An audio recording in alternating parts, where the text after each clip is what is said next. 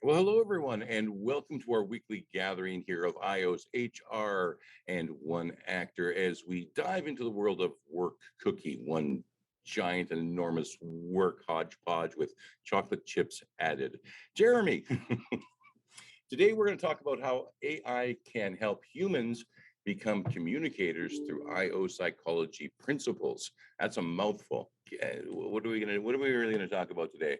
We're going to talk about one or two lots of things today. And I decided 3 minutes ago next week, because our topic is to be determined, we're going to make this a part 2 for next week, because whether it's me and you or Destiny and you, it's Destiny will come in at a different perspective. And then if it's me, will of course obviously be a zigzag of a conversation, because you know how we do it, Tom. So I'm going to put, I've written a lot of things and statements, and I'm going to read. So I have this AI disclaimer that of my own disclaimer, and I'm just going to read it because I just wrote it. So I don't know enough to take a stand on whether AI will be a net positive or negative for society. In other words, half people say it's going to kill everyone, half people say it's the best. So my experience, knowledge, and gut feeling is that it will in the end be a net negative. Yes, in the end, and you think about it, the end is very arbitrary, but it's kind of a cryptic statement. And there is research that shows there's gut to brain hormones that where you're going with your gut sometimes actually has something to do with a connection with your critical thinking in your brain. So I'll add that. However, this goes to my other way of looking at it, as well as other things that I look at in life. So I have three steps. Number one, everything you have zero control over is good. Using wisdom and strategy to create an opportunity or defense from it to use to your advantage or prevent yourself from being manipulated, all with the goal of doing good for yourself and others and being ethical every step of the way. So everything that you have zero control over is good. All right, yes, there's traumatic events and so forth. But again, what I said, using the wisdom and strategy, create opportunities. Number two, if you should have had control over it, learn from it and see number one above. And three, if you have control over it, learn from it and see number one above. So do we want to, if something is going to be a net negative with the potential of it, because we don't know yet, is it not best to learn as much as we can, learn from it, and that way we can use wisdom and strategy to create opportunities to either provide a defense or prevent ourselves from being manipulated by it? That's my disclaimer. How did I get to thinking about that? Many of you we've talked about it, and I forget, I think it was maybe Marissa or Megan Malone somebody put up on LinkedIn about this book, and we've talked about it before. It's called A Chance Encounter. It's a short book, author anonymous, ghostwritten by Ken Roberts. Coincidentally, the page, so basically this was a piece of paper that was found in an airport stuck inside a magazine, and this guy Ken Roberts decided to publish it. And coincidentally, the page in the magazine where it was featured was an article called Chance versus Fate. And when you look at it, it's basically a lot of bad stuff happens to different people, but they say, why is it bad? Yada, yada, yada. It's a good book. By the way, good luck finding it. I don't think anyone can find it. It's a little blue book. Doesn't even have an ISBN, and it has gold writing on it. If you can ever find a copy, I have two. Try to get one. Now, how do we prepare for this particular session, meeting, event that we have today? Tom, we've talked a lot about how we use IO psychology to find out what we already know and then transfer that to an unknown problem or engage in further discovery. Because this whole AI thing, really, we're talking about the past 2 years. We're talking about by popular demand within the past just number of months, really. So obviously there hasn't been any time to have studies, run the data, get those studies published, and to have that. I was able to find a few, and I'm going to put in the chat a couple of interesting related studies, because it's not necessarily, AI and human interaction or AI and better communicators. We look for the different types of variables and what matters. And I looked at anything from AI prompt engineering on how to create generative art using AI and how you can use better prompts and better questions. Because I'm looking at, again, it's an interactive process when you're interacting with a chatbot, for example, to get to where you want to be. So I want to leave. So I'll start off with this. So actually, no, I'm not going to start off with this. There's some interesting information that I found in related and non-related AI studies, but are all related in some way to communication. I have some thoughts on that. And when I ended, what I did is I went to ChatGPT and I asked questions related to this, related to today's topic.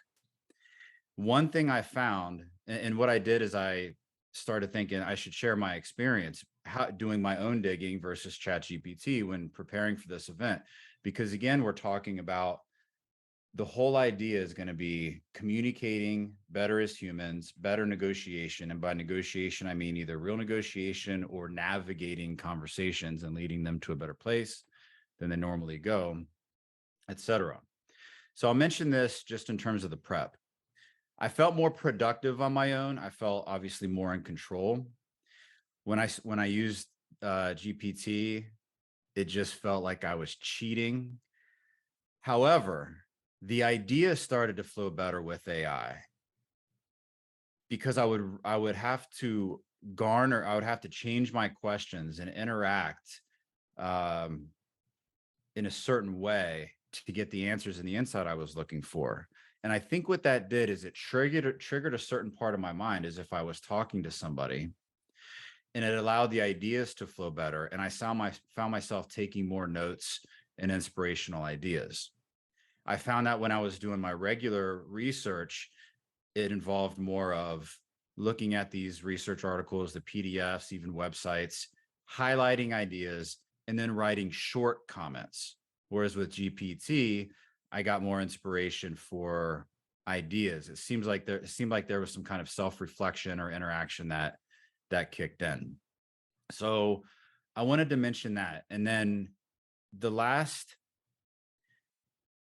I'm going to stop there because there's so much here. But in terms of sharing, I'm also going to share like an 18-page PDF of the interactions with ChatGPT that also included a lot of questions. And I trained the GPT first to say, basically, you're an expert in IO, you're an expert in AI, you're an expert in human interaction. Do you understand? It spits out what it normally does, so it knows how we're going to interact with it. And all my questions were, what are effective ways that humans can ask questions to gain insight when researching for new perspectives? How can we communicate more effectively with AI? How can we communicate more effectively with each other? How can we more effectively navigate AI chatbots? How can we more effectively use IO psychology, XYZ? And the interesting thing is you get a lot of qualitative data here. You get a lot of narratives. And through that, you start to find different themes. And it's interesting when you look at the themes that cross over with the AI, with the prompt generation, with the IO. And if we have time, there's even, I'm gonna go into, I have a little game we can play where I'm going to say, all right, here was the question, here's the answer. Was this to this question regarding AI or this question regarding humans? So I'm going to turn this back over to you. I see some hand raised, and a special welcome back to Asif, Haider. Go ahead, Tom. Well, thanks very much, Jeremy. That's a great lead in, and you're right. There's hands popping up everywhere. So Brendan, let's go to you. Well, I'd say, Jeremy, that you are already like 6 steps ahead of a lot of people who are now just getting introduced to it, because I'm working with a lot of people and I'm introducing it and they're just getting like the basics. And it reminds me a lot of, like, there was this stupid bot that used to be on AOL Instant Messenger and used to be able to have a conversation with it.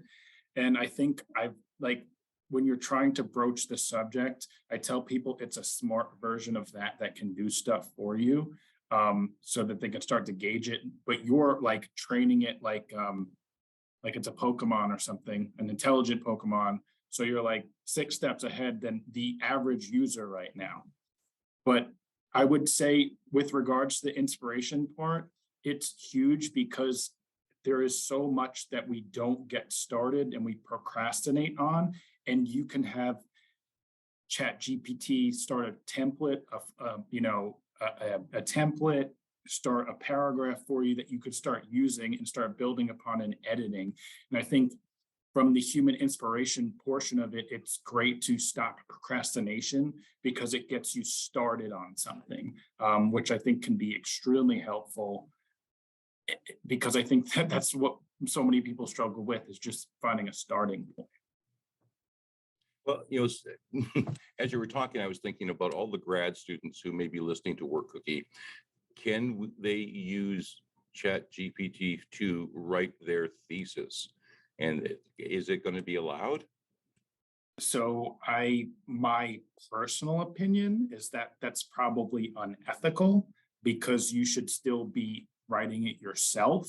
I could see possibly asking it to paraphrase for you, because there's already been existence technology for like 10 to 12 years, although it was, when I was going through grad school, it was still terrible. So there was no point in using it. And it would like paraphrase a word. And basically what it would do is it take a word, use a synonym, and it didn't make sense within the context of the sentence. So it was easier for you to just do it yourself. I think ChatGPT is taking that to the next step, where it's going to paraphrase words for you. It's going to logically make sense and form a cohesive statement. But I would not have it write a paper for you, because even at the same time, you're not learning anything from that. And that is the point of going through school, is to learn it, how to do it on your own. It's the same concept of when you were learning math in middle school and high school. You have to learn the formulas and the ways to do it first before you can use it in a calculator. You may never use that formula again, but at least you know the backbone of where it all comes from. And that serves for root cause analysis, so that it's, all right, if you type it into a calculator, you can't figure it out. But if you did it 3 different calculations and then you can figure out what's wrong within the context of it, it's the same concept. Well, it's not ethical, but are students still going to do it? A lot of things are illegal, but I promise you people are still doing them. So yeah. Well, then we're getting into the ethics now. Asif, let's go to you. Just to follow up with what we've been discussing with Brandon and Jeremy. So I think the latest news is that some professor did fail some of the seniors who will not be graduating this summer because of ChatGPT scandal, right?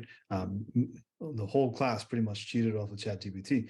Now, as the same breath, I want to say that I don't find it to be a cheat, actually, because how we've learned for the last 100 years is different from 200 years ago. And how we're going to learn in the next 100 years cannot be the same. I just refuse to believe that. So prompt engineering, one that Jeremy has put out in the chat, is one of the good example of what next 100 years of careers looks like, right? That ability to prompt engineer from an organization at this point, today's market, I think the going rate is $300,000 plus in a salary, right? If somebody is able to do prompt engineering, because there's not that many people doing that work.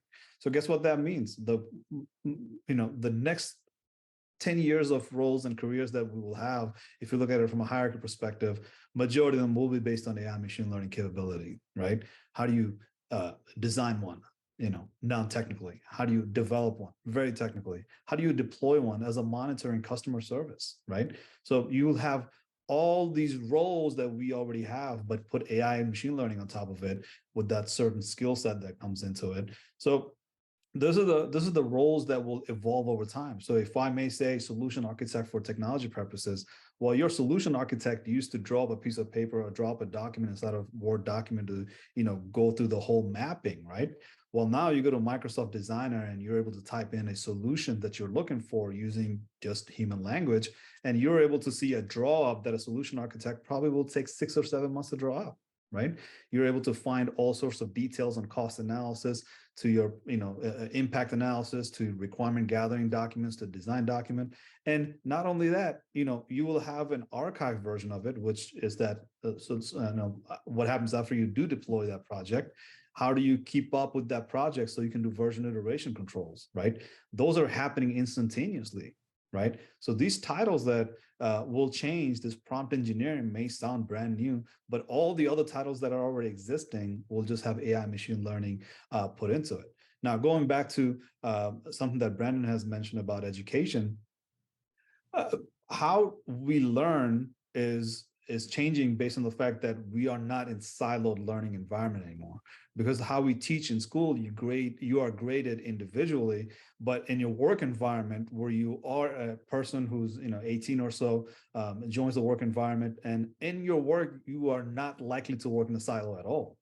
It's all about cooperating with other person and cooperating in a big group, cooperating with multiple groups, and having that communication plus sharing work, delegating, or all the terminology, all the vocabulary I can put into it is not what's being taught in school if they're taught and graded for their individual performance. That individual performance set your neurons to perform in a silo, right? The neurons that fires together wires together. That means if you're taught that for 18 years of your life to work in a silo by yourself, it takes some adaptation in the universities, 4-6 years, however long you're in school for, to go through the process of relearning how to not, grade yourself individually, but rather to grade yourself according to your team or your involvement within that team, right? So AI machine learning to develop, I think Jeremy mentioned net negative. I have other things that I can add to that conversation, but I will just leave it at that. Then, I just want to continue with what we started with so far. Well, thank you very much for that. And Lee, let's go to you.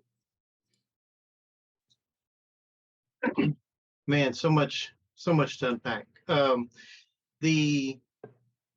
far as the education goes, one of the gentlemen that is regular in the pop-up networks, we've had several good conversations about AI, and he's talked about he teaches, and he's talked about students turning in ChatGPT generated papers without actually un-ChatGPTing them. And so if you deal with it, there's a style, and you can learn to recognize that style. So if they don't make it their own, then it's kind of obvious. And there are also tools out there to detect it, that you can run it through there and it goes, nope, this is 90% likely have to have been written by that. So the key is, like anything else that we have, is to use it as a tool, not as a crutch. And can it be a positive tool? Absolutely. I mean, writer's block is a thing. And when you've got a deadline coming, it's still a thing. And so if you can get something that will take you beyond that, that's a tool. But, it's just like, driving down the road with the microphone up to your head, dictating notes as it comes out of your head. But the key is you got to then take that, and you have to use it as a starting point, not as the end. And I think that's where a lot of the shortcuts come in, and we're going to have some issues with that are going to need to be resolved, and some ethical dilemmas and that sort of thing. But to one of Jeremy's earlier points, I think that the AI could be a fantastic tool in the IO realm, because when it comes down to it, a lot of what we need is not so much the answers, but the right questions. And working with something like an AI makes you work on those questions, because a lot of times what you really want the answer to is not what you just asked.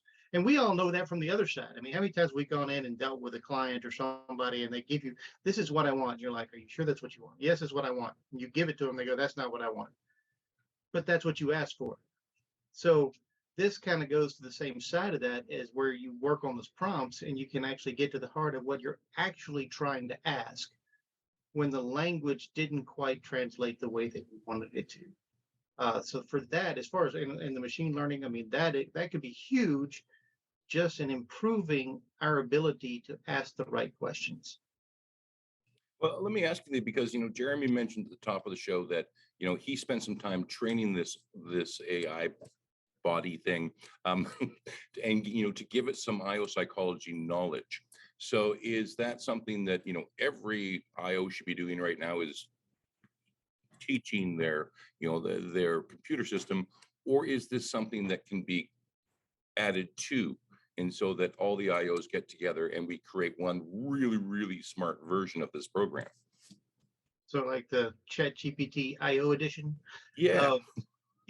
And in the future that could be. I mean, we've got a lot of really tech savvy IOs who could potentially make a version that is specific, that has that knowledge in it. Because, and one thing we have to remember with this is that the input matters. If it's crap in, you're going to get crap out. So you go into the AI, you give it this information. What you get back may not be correct in reality, but it's correct based on the input that the AI has. And we have to remember that AI is just like everything else in the world. There is a bias there by who put it in. So you have to understand that, and not just think that the AI is a totally neutral source of information. So you have to gauge that. You don't just take anything, it's a trust but verify situation. You don't just take what it gives you and go, oh, that's the gospel truth, because that's likely to end badly. So you have to really make sure to do that. And as far as what you were talking about with the training, that is a huge thing, because you got to remember that it's going to go with what it already has. And so when you go in there, first thing you have to do is wipe the slate clean, clean off the dry erase board. You have to go in there and tell ChatGPT, forget it all. This is our context. And if you forget that important step, you're going to get something really, really skewed off of what you're trying to get. And you're going to be like, oh, look at this great thing I have. And then people are going to look at you like you're an idiot. So you have to, there's steps. And just like everything else, we probably need a checklist to make sure you don't miss these steps. And also, when you're using these things in a business context, you have to, like it was stated a while ago about, version control and whatever else, it retains this stuff. So if you use your business or government or whatever information and you go into ChatGPT, and you may get some phenomenal answer, but guess what's out there now? The information that you input. That ChatGPT is not just going to spit back out and into the trash. It's going to retain that. And if somebody else knows how to get to that, your information is now out there. So this is just another way that we can unwittingly put personal, business, or potentially even classified information out into the wild unintentionally. Yeah. Tom, can I interject quick? You sure can. All right. So it's I love this conversation. So for everyone in the audience and for everyone listening, in our minds, part of what I'm going to say is making sure that we stay on track with the making humans better communicators. We on the panel, we're talking about that, and we just have to be a little more clear on that. And also, if you're listening to the recording, think about what has been said in that regard, because everything that Lee's saying is exactly on point. Think about it. He's talking about steps, talking about if you're going to be sharing information, how do you get that information to be retained with AI, and how do we get certain information to be retained with other people? And sometimes that's a matter of like simple, elaborative rehearsal and different psych techniques with training and adult learning theory and perspective and all that kind of stuff. So we are on track, but we just have to make sure that we continue with the explicitly stating how these things relate, because we're just naturally going to zigzag, because it's such a new topic and there's so much to talk about. Tom, I'm done. And we are talking about communication. So right now, I think, we're mostly focusing on, the written skills of communication, but I could also use it to work on a speech, could I not, where I'm, trying different phrases and sentences, and this program is actually helping me create context to then give a public presentation. I could have a smarter presentation. Yeah. So Tom, was that question to me? Yeah, or just in general. So like I can now say to it, I want to find a quote on this, and it'll find me a quote. Yeah, I'll let that for either Imani or for someone else because my mind's in a different spot. Back to you. Well, Imani, let's go to you. That should not be to me too. I will help us. Will you stick with your comments? Thank you. Hey everyone, this is Imani, I'm emotional support counselor, and there is a pattern I've noticed within my expertise, emotional counseling and stuff. So I just wanted to bring a point across when somebody say that it's unethical academically. There is a pattern I've noticed of the older generation. I'm sorry to say, older generation. There is a way they want us to kind of like have a systematic kind of thing. If you haven't gone through what they went through, you kind of like don't qualify somehow.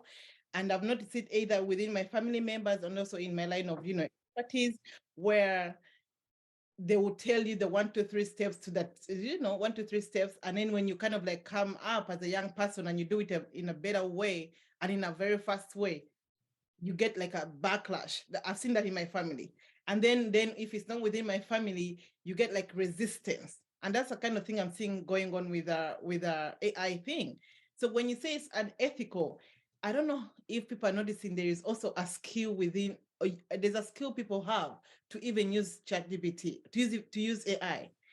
I literally, somebody say, when you there's a way you ask these AIs a question and they will literally tell you, oh, I'm not an emotional being or something like that, I can't give you an answer.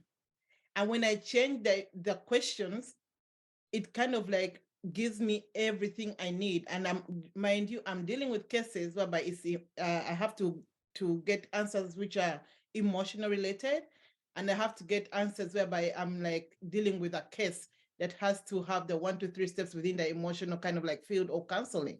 So I've literally used ChatGPT to get me answers.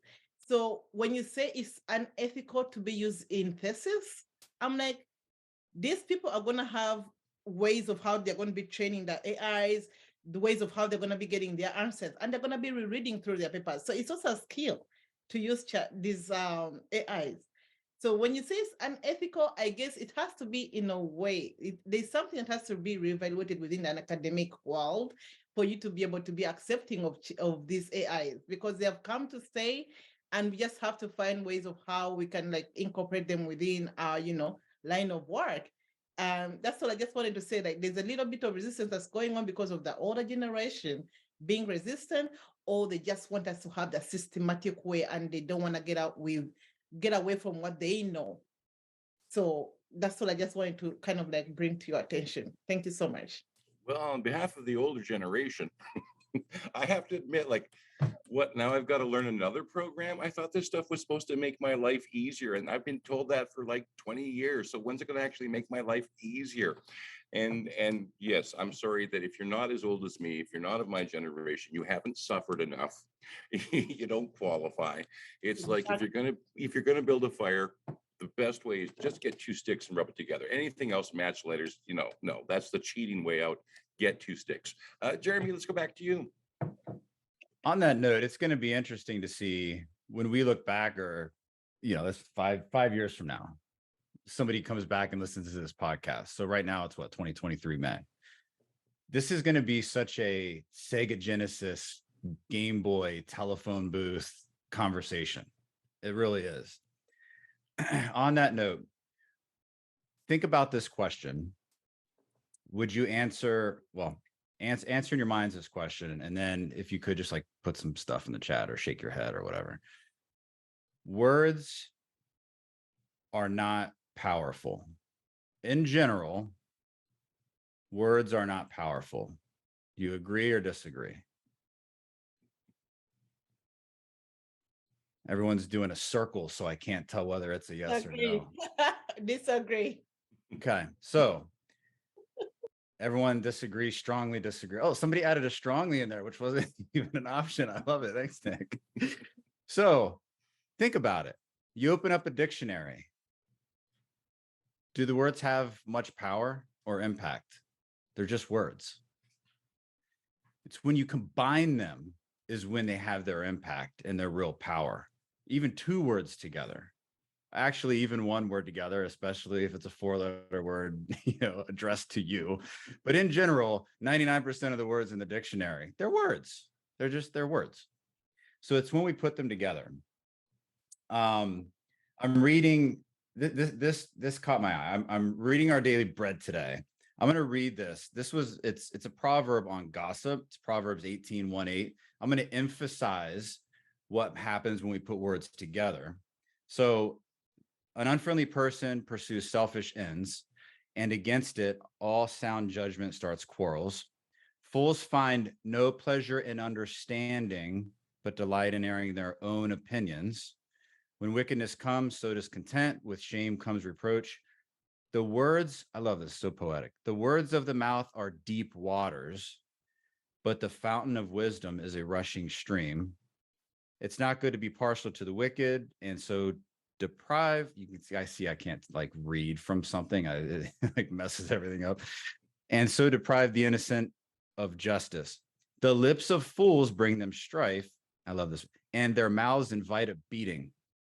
The mouths of fools are their undoing, and their lips are a snare to their very lives. The words of gossip are like choice morsels, and they go down to the inmost parts. Now, I jump over now to looking back at how I was interacting with AI and trying to put this all together with how it when we interact with other people.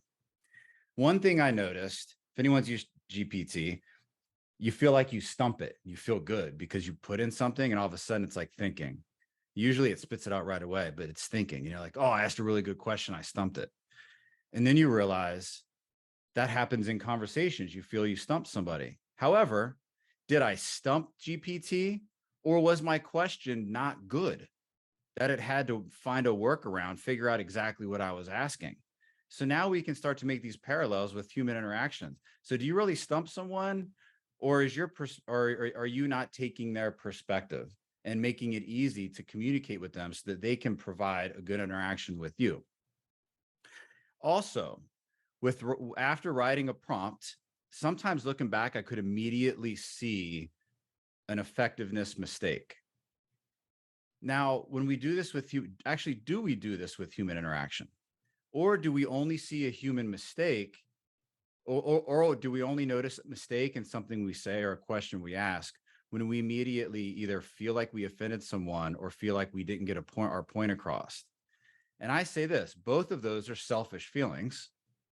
Both of those speak to only feeling misunderstood, which is self-interest, or feeling the need to become defensive and protect our integrity, which is also self-interest. So if we can immediately interact with a chatbot and say, oh, I made a mistake, I could have asked a better question. Why aren't we learning from that and pausing more in our own human interactions? Because we can easily go back and just edit the question or ask the question the right way a second time. It's just, we can do it. We're not going to offend the chatbot. But with human interaction, does it not make sense to put a pause in thinking so that we're making sure we're making better statements and making sure we're asking better questions, because we don't have such an edit or delete button? Now, then I started thinking, like when I'm doing an executive coaching session, or for example, like when Destiny and I are in meetings, it's further proof that the effective interactions are driven by good questions, and that it's also a science and it's an art. It also feels good. And this is when it also does feel good. It feels like when it can feel like you stump somebody, but that's good. Like when you're in a meeting with a client or a meeting participant pauses, they look up to the side and they go, that's a really good question. But they say that in response to a question that you really thought about and took time to think about. That feels like hitting a 3-point shot. And on a deeper level of understanding, perspective, and capability on the part of that person. Because Tom, you've heard me say this over and over. The majority of our conversations should not be for probing and trying to understand ourselves. Someone comes to you with a problem, we jump into problem solving. When we can be more effective as people by helping them to get to a deeper level of that actual conversation, of whatever they're dealing with, so that they can think about it on below a surface level rather than the usual, oh, that person shouldn't have said that, or oh, whatever, or just completely agreeing with them, verifying that what they're saying, and then it's confirmation bias all the way. So it's also good. It's also a good feeling because you're in your own headspace of not prejudging what a response might be, and certainly not judging an actual response. When we can live in a state of actual curiosity and discovery, it is a peaceful place. So when you're living in a state of curiosity and discovery, it feels peaceful. Try it on your kids, your honey bun, like your friends. Try it in work situations. It's very effective. And when you live in that state of curiosity and discovery, it takes a lot of pressure off of the most difficult of conversations. We're not making statements that can come back to haunt us because we're simply asking questions. And the other person, and Tom, you might have heard me say this 1 to 1,000 times. You allow that person to feel heard and understood, oftentimes without them saying much, because you're asking questions that are meaningful to them rather than that are meaningful to you. And I'll end with this. So it wasn't until I put the 18-page PDF in the chat for you guys of my interaction with ChatGPT for today after I did all the research. And it wasn't until I think all of the questions except for one that I posed, finally then did my brain work and get to the question that bore the most fruit, because I had to have that interaction. And it took me not just knee-jerk, because the first questions are really knee-jerk, right? Think about in our conversations. Generally, we don't have deep conversations with people that last long because it's either problem solving or whatever, and we jump into the wrong role. But and we usually just go to knee-jerk responses.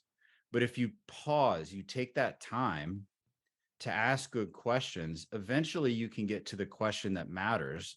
And eventually you're leading that conversation to a place better than where it's normally headed. And the end question that bore the most fruit out of all of them was,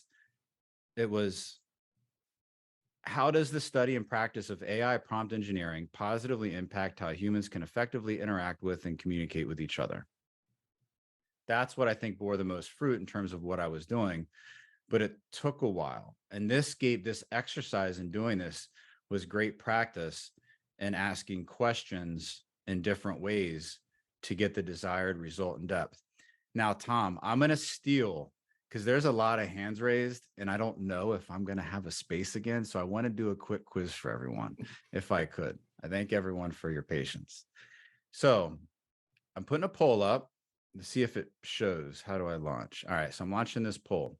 So I'm going to ask a question that I asked GPT, and then you have to answer, was the response, or was this, I'm going to give you a response that GPT provided. Now, my question is, as you can see in the poll, are these related to the question, how can humans communicate more effectively with each other? Or how can humans communicate more effectively with AI, which is exactly what we're talking today. So here is the question that I'm going to ask. All right. All right. So here was the answer given. Now you put in the poll the question that I asked. And I won't go into the description. I'll just go to the bullet. Use clear and concise language. Be specific and provide context. Ask focused and well-structured questions. And again, for those of you listening on the podcast, is this to the question that I asked, how can humans communicate more effectively with each other or with AI? Continuing. Consider different variations of asking your question. Avoid assumptions and biases. Provide feedback and iterate. Use clarifying statements or follow-up questions. And understand the other person's I may have, listen. I altered that one, so it may have not been the person's. So don't let that, bracket that. I'm the judge. You have to put that aside, pretend that never happened. Understand the other beings' perspectives or limitations. Now, I did alter that question from the start.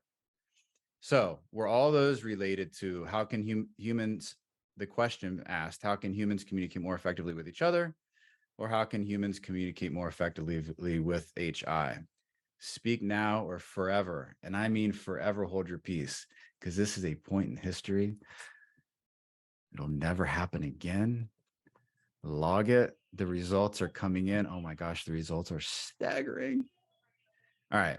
So we have 11 results, 12 results, 14, 15. All right, they keep going. We have 10 billion results. Now, 58% of the respondents here said that those were the responses to the question, how can humans communicate more effectively with each other? 42% said that was the response to how can humans communicate more effectively with AI? This is why we have this topic today, because 58% of you were dead wrong and 42% of you were right. But I will share this. The interesting thing is some of those were actually in the ones for humans as well. So when you look at the themes, because there were a lot of different questions I asked, a lot of the themes are the same. But that speaks to why we're having this conversation today, because how we interact with AI is often how we can effectively interact with AI is how we should be effectively interacting with other humans. All right, Tom, I'm out. And there are lots of hands up. So Dr. Arieana, let's go to you. Yeah, Jeremy just said a lot of interesting things, but I had a few comments from before, but it's interesting to think about how our interaction with AI could make us better communicators. And I think that's true. I think we've been talking about training AI, and I've been learning along the way. So one of the things I've learned is you should always tell AI who and what it is for the purpose of using it. So I will start and be like, you are an expert industrial organizational psychologist. You have 10 years of consulting here. And like, that's a really good way to train AI. And then I going back to the very beginning of the conversation, Jeremy thinks it's going to be, Dr. Jeremy thinks it's going to be a net negative. I say this jury's still out. I think it's potential to be a net positive. And it is tricky in the domain of education. I see both sides of the spectrum of what's been said already. Sometimes you need to learn things. When I got to grad school, I was a decent writer and I submitted something to my advisor and she was like, you're going to get better and you're going to get to a PhD level of writing. And she was like, I can't tell you exactly how you're going to get there, but you're going to write and I'm going to give feedback and you're going to write and I'm going to get feedback. And that was a 5-year journey. And I don't know how, but I significantly improved my writing quality through that process. And I've also been a professor or an instructor at a university. And I can tell you a lot of students are just trying to get their assignments done. So if they're like, submit a 2-page paper on how the Industrial Revolution changed the workplace and how that's continuing to shift. And then they put that prompt into AI and get a 2-page paper and just submit it directly. What are they learning? So I think education, we need to come back to what is the objective of the training for the students and how do we ensure that they are reaching those learning outcomes? However, for the professional realm, I think that there are just so many ways that it can contribute to communication efficiency, productivity, and like Dr. Jeremy was saying, exploration. So I found this useful for developing emails. So I used to spend 10 minutes trying to craft a nicely written email. And now I'm like, please write a reminder to the leaders to submit their booklet after the succession planning and tell them that it needs to be in by Wednesday. And I hit submit. And then I do that training with the AI, actually reduce the text by 50%, make it sound friendlier, more empathetic, make it sound more confident. And then I take that and then I continue editing. But that first step saves a lot of time. And you can do that for looking into content. I need to develop a lunch and learn on diversity and why we should value it in the workplace. I think that AI does a good job of, it's not a factor analysis, but I think of it as a factor analysis of taking everything that's out there in terms of written knowledge on a topic and sourcing themes is similar to what a factor analysis does and can come up with a really great outline of content that is in the domain of the content you're trying to develop. It can create activity ideas to make content more engaging. I've seen it even come up with a values activity. So All this to say that I think it can be a helpful tool for the professional realm, and it does require a critical review from experts. And hopefully you've done your education that has prepared you to use it. But I think that as we go forward, we're going to be competing with other experts using AI, and that it's going to be a both situation. Well, thank you very much for that. And Nick, let's go to you and your little friend there. Yes, I do have my sidekick today. It's a really interesting conversation, and I feel like the variation on a theme is, when you're dealing with AI, you're not dealing with a person.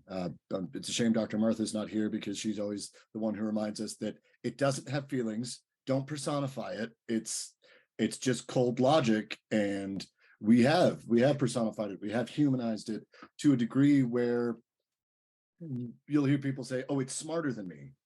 Well, no, it's not. It just has access to everything a lot faster than you. It processes quicker than you do. And so just remembering that it is machines that have learned, quote unquote, they have done the iterations, they have crunched the data over and over and over. It's it's one of those things where it does have a lot of power. It's a very powerful tool.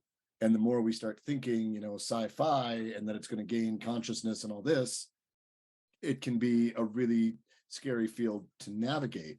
To the point about making people better communicators, if you remember that it's a machine and you have to tell it exactly what you want, you have to take a step back and figure out, what do I exactly want? And then B, how do I, get that there?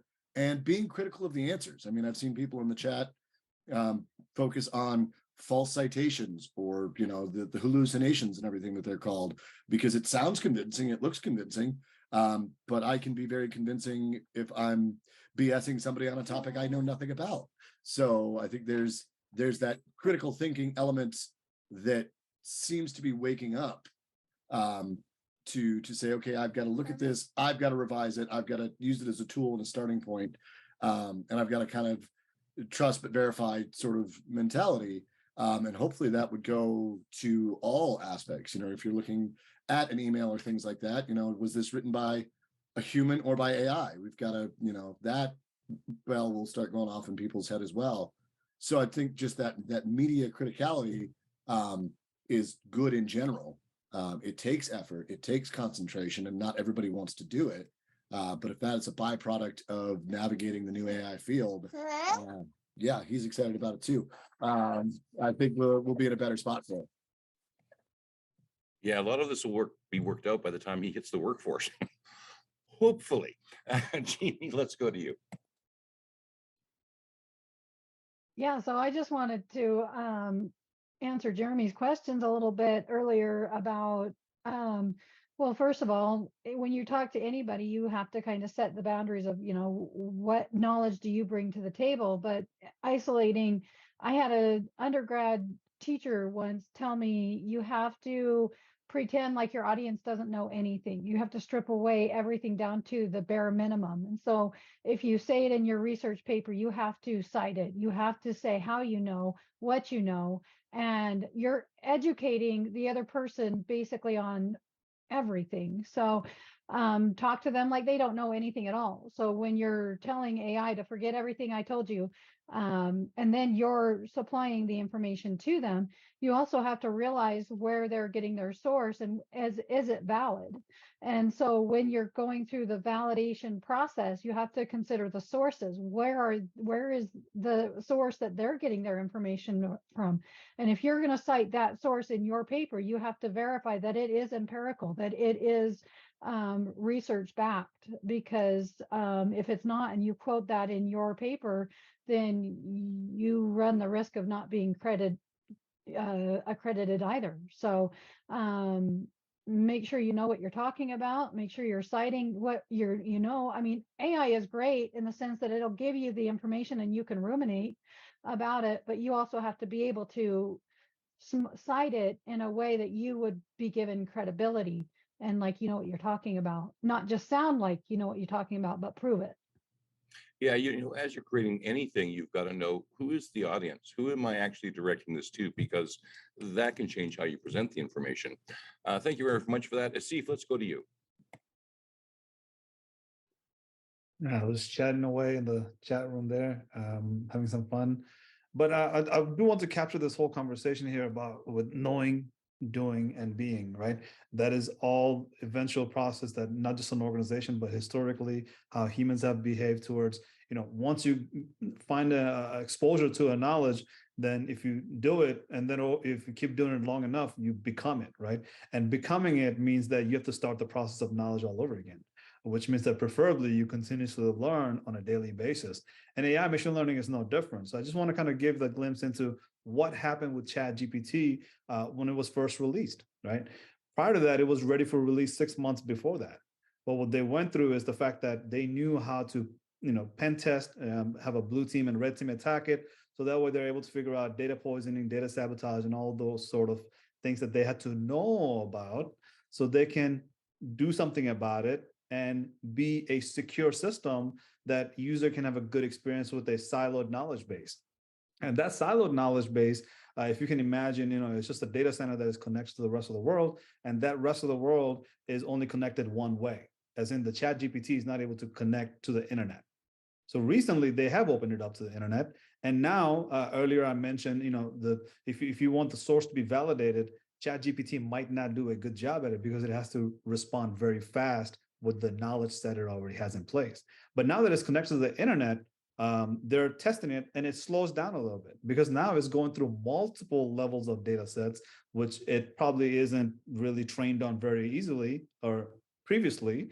And now it's going through the internet to tell you like, hey, I'm actually slow because I'm searching the internet for you, right? And that's a massive steps that they have to go through because now ChatGPT knows more and has to do more. And if it becomes complacent, just like humans do, which is that we go to university and we just give up on learning after that, we become very complacent in what it is that we do. ChatGPT will go through the same, right? But now the internet is continuously changing and shifting. How to monitor that will be a difficult task to keep up with, right? Because there's not enough humans that can monitor a system like ChatGPT, which eventually will become monetized. And when it's monetized, there's a different interest involved. So it's the user's ability to understand the facts that this is the nature of our being, as in we are always seeking knowledge, and that knowledge becomes being and doing. And if we do it long enough, we become being. And that being could be that, you're doing it for the good purposes or the bad purposes, right? Even a criminal goes through the same process at what a pope in Catholic Church would go through, right? It's not a knowledge of knowing something and doing it so oftenly. So I just want to put that into context because now that ChatGPT has internet connection, now that ChatGPT will have to go through a process of finding unverified information and provides you that information as the truth. I joked here earlier that what is truth? Truth to me is that sun doesn't rise on the east, right? But to somebody who lives in the east and insists that sun rises in the east, that's their truth, right? Sun is just standing there. We're evolving towards the sun. That's my truth, right? So how do we make that difference, level set that difference so that way we can both agree to say like, yeah, it's just a perspective, matter of perspective. How do you validate that information is different than how I would validate that? Right. So I think that knowing, doing, and being piece of it is where I'm at. I want to leave you guys with that because it's been a very interesting conversation. So glad to be part of this conversation because you don't get to talk about philosophy a lot when it comes to data. And that's what I do. I work with data.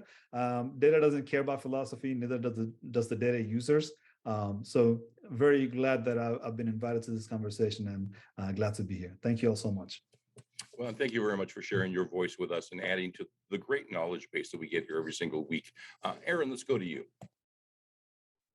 Yeah, honestly, I love having you here, Asif. That is fantastic. I saw you put that point a couple speakers ago in the chat, talk about that knowledge, doing, and being. And when I came in expecting, like, we have this topic of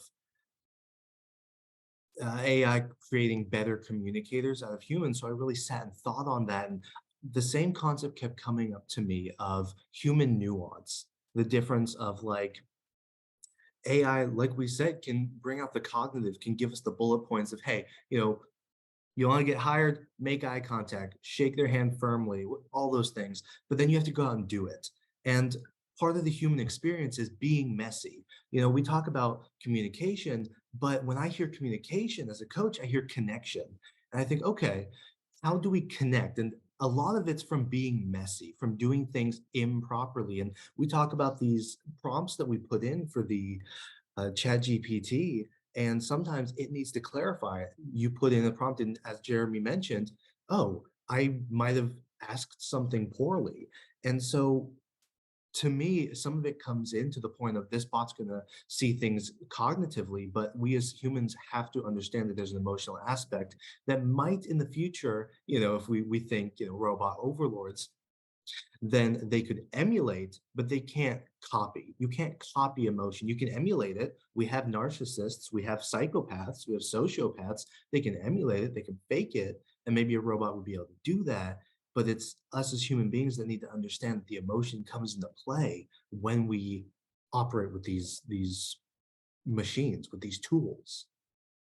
And, you know, I watched a really interesting documentary recently on, you know, the future of AI, and already there are, you know, people who are having relationships with characters that have been created, you know, through AI.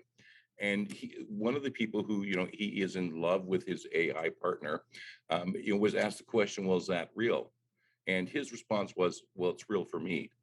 And does that make it real? And let me ask you that. I think, yeah, to that person, it's real because your reality is your perception. Your perception is reality. Simple as that. And I think it comes down to I preach this all the time, but your values and who you are as a person. You know, we talk about the garbage in, garbage out of AI, and what you put in, it's going to be there. But there are some people who I remember very early on, there was this meme where a guy was, or maybe a girl, I don't know, some person on the internet, an anonymous figure, they were gaslighting AI into saying 2 + 2 = 5. And it's, you know, again, you can train it. That's what we're talking about here. And it's how we as humans decide to use it. And so it comes back, all of this is going to come back to us, our ethics, our communication. And it's how do we as human beings show up and utilize this as a tool. As we mentioned, we keep personifying it as, oh, this robot's going to take our job. But it's us, it's a tool. It's how we show up that's going to dictate that future. Well, Jeremy, we're almost out of time. Once again, another incredible conversation. And I feel a little bit better because I am one of those people who technology is maybe moving just a little bit too quickly. But it's just technology. I mean, it's neither good nor evil, but people are. And so, you know, one of my concerns still is when we went, you know, when the lockdown occurred and all of a sudden everyone had to work from home, the first thing that business did was invest in spyware. So how can I have any confidence that, I mean, this is an ethical group of people, you all have wonderful morals and you're lovely people, but this is not representative, at least to me, to, you know, the people in the business world who may be, you know, looking at this technology going, how do I use this now to, you know, continue to spy on my, you know, my customers or my employees, or how do I know this is not going to be used for evil? It can there is so much good that can come out of it. You know, healthcare, there's so much good. I mean, you could go on and on, 10 more shows. Of course, there's obviously so much evil that can be done with it. And like Aaron was saying, it's a tool. So think about a circular saw. Circular saw is a tool. So depending on whether I'm a handy person, not a handy person, or a psycho killer, it's gonna be different. So I could use it if I'm a handy person and probably not cut my thumb off. If I'm not that much of a handy person, I could cut my thumb off, meaning, ouch, hurting myself. Tom, I could also come to your house and chase you around the yard with it. Be battery powered. Otherwise, it'd be funny because once the cord yanks out of the socket, you just turn around and start laughing at me and, you know, beat me with a log or something like that. So it depends on, you're right, it depends on the user or users. Lots of questions to ask. Again, it'll be quite interesting to look back 5 years from now. That I want one last thing. I just put, again, this book, A Chance Encounter. I'm going to show you guys what it looks like. This is what it looks like. I put a little bit of information on it. There's not much information on it. I put that in the chat. Good luck finding it. If you find it, grab it. And if you find it, it probably cost you a couple bucks. But if you find it anywhere, just grab it. I went on last week. I was trying to find like where you guys could get copies of it, and I couldn't find anything anywhere. But that's what it actually looks like if you see that online or anywhere. Next week, first we have our August 3-day event for anybody interested in IO psychology, student, university, consultant, you're the president of your company, you own a small business. Free 3-day event in August, cboc.com/events. Next week's event is open mic. Actually, I want to share this. If you're listening to this on the podcast, you can come on our show and talk and share your thoughts and your views. They're open mic events. Raise your hand. Tom will call on you. We're hanging out. Next week, we're going to do a part 2 of this topic today, unless, because Destiny always has override power. And I don't know who's doing next week, if it's going to be her or I. But right now, it's going to be part 2. And if Lee's still here, you mentioned Obi-Wan Kenobi in the chat. You'll appreciate the image that's associated with next week's event. Tom, I have nothing else. Do you have anything else? Well, just also don't forget everyone to check out the IO pop-up networking that Lee does every single week. And if anyone has any other things they've got going on, just let us know and we will tell the world of Workcookie. And with that, Jeremy, I am done. So if you want to count us out, we are good to go. Absolutely. And Lee's networking events every Thursday night, right, Lee? Thursday night at 6 p.m. 6:30 Eastern. 6. Aaron's saying 6 p.m. Eastern time. Counting out. 6:30. 6:30. Yeah, I put a 3 up there, and I'm like, Apparently, I can't represent 30. I can read. I just can't read how many fingers someone's on. 6:30 p.m. every Thursday. Beautiful as always, everyone. Counting out in 5, 4, 3, 2, and 1.